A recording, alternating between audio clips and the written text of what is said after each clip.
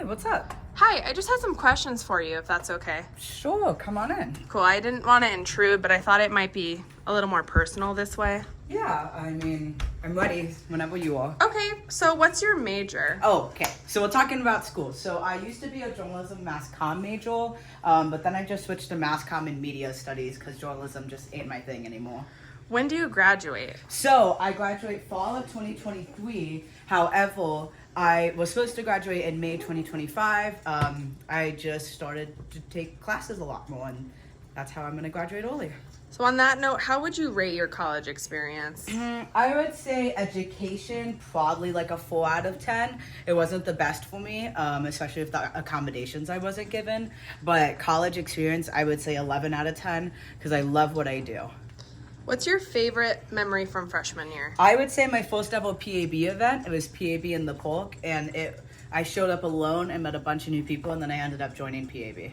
What is PAB? Okay, so PAB is my pride and joy. It's a program and activities board at Arizona State University. We're the #1 student-led organization for on-campus events, and I'm actually currently the president for the downtown Phoenix campus. Why do you recommend PAB?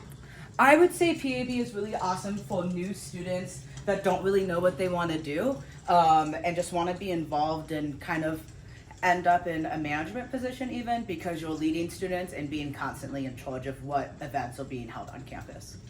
What would you say to new college freshmen?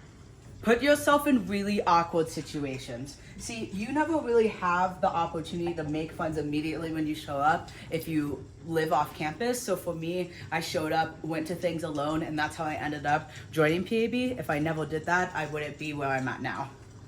Why were you interested in higher ed? I would say with my time in PAB, I got really interested. I'm sorry, I'm so hot. Really interested in just working out problems that I see and trying to solve students best, and also just reflecting on my DEI initiatives and items within my organization. So what is DEI? Yeah, so DEI is diversity, equity, and inclusion. It's practically what we do as student affairs professionals to make sure that every student is represented on campus through events, faculty, and professors. So who's your mentor? Okay, so my mentor right now is Dr. Adam Duran-Lefton. He is currently the Assistant Director for Student Connections Community on the downtown Phoenix campus. He's one of my favorite people, and he's taught me so much, including the ins and outs of higher ed at other institutions, and also the good and the bad. What is NUF? So NUF is the fellowship I'm doing right now. That means that Adam is my mentor and I'm a fellow, and we go over items within higher ed, how I'm learning to be a better professional, and looking at graduate programs and items like that.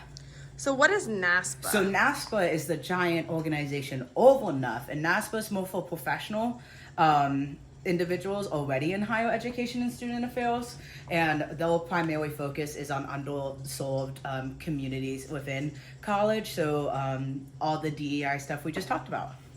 What has been the biggest thing that you've learned?